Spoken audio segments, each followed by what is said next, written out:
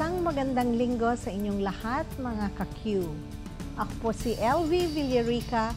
Welcome to Glitters. The turquoise is one of the most ancient gemstones.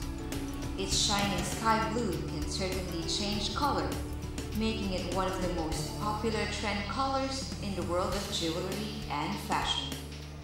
In many cultures, this gemstone has been esteemed for thousands of years as the holy stone, a bringer of good fortune or a talisman.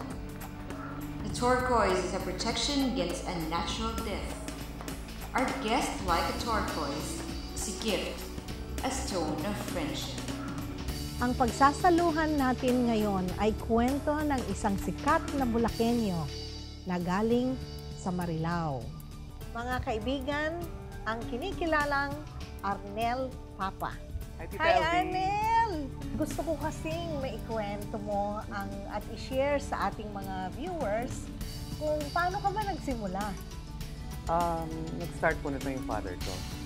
Nung medyo tumatanda na kami, sabi niya kasi, Arnel, mga anak ko, gusto ko bago ako mamatay, may tigi-tigi sa kanyang negosyo. During that time, parang, siyempre wala pa sa isip ko yung ganong mga bagay. So, may comparison from Cebu, sabi niya, alikaan niya, magtayo tayo dito sa Bulacan ng business dahil yung mga exporter nagpupunta pa doon sa Cebu para umorder ng mga materials. Tapos, kumuha sila ng tauhan.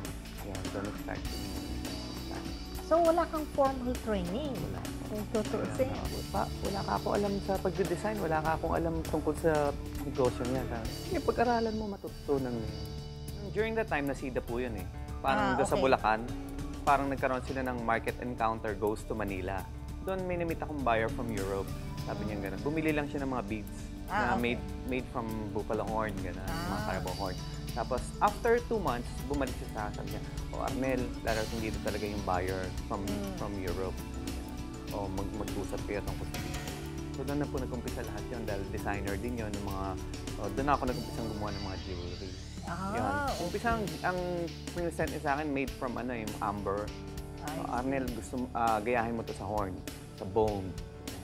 So, doon ka talaga nakilala ngayon eh? Talaga, nung una, dinidiscourage nila ako na sabi nila, mahirap mag-export, maraming ganito, mga documentation, lahat-lahat, talagang magpupuyat ka, magpapakihirap ka. Pero talagang nalampasan ko yun, talagang nagsumikap ako. At meron ka ng store, di ba? Opo, sa Greenbelt 5. Saan mo naman nakukuha yung mga ideas mo? Sa paligid lang natin, yung mga halaman, sa mga bato. Kasi pag artist ka, makita mo lang yung isang bagay, parang nagagawan mo na siya ng disenyo. Parang nakakaisip ka na pagsasama-sama mo siya. Arnel, sino-sino naman ang mga celebrities na gumagamit na ngayon ng inyong mga creations? Number 1 kong customer sila Tessa Prieto, sila Rufo Gutierrez, sila Chris Aquino. Okay.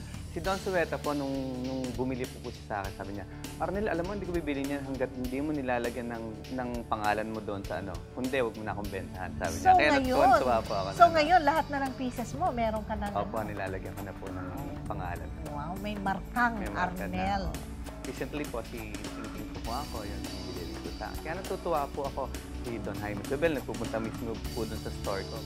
Isipin mo talagang mga mayayamang tao to, talagang mas magaganda pa. Na-appreciate nila po talaga. Ngayon, Arnel, ano naman ang mensahe mo sa mga gustong pumasok sa ganyang negosyo? Ang importante ay mahalin nila at gustong-gusto nila itong papasukan nila. Kailangan may determinasyon. Kailangan hindi mo kailangan isipin na kailangan kumita ka lang ng kumitang pera. Number 1 sa amin, quality. Kailangan ang delivery ay on time.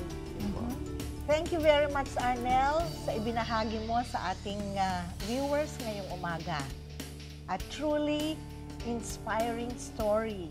Ako po nga dapat magpasalamat dahil isang karangalan ng makaharap ko po kayo. Mga ka-Q, ako po si LV Villarica. Magkita-kita tayo muli sa isang linggo sa Glitters.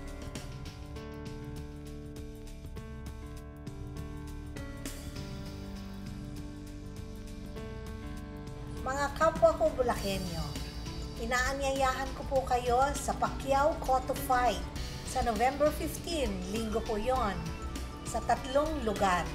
Una po sa Finas or Fortunato F. Halili National Agricultural School sa Guyong, Santa Maria, Bulacan. Pangalawa po sa Ubando National High School, Paliwas, Bulacan.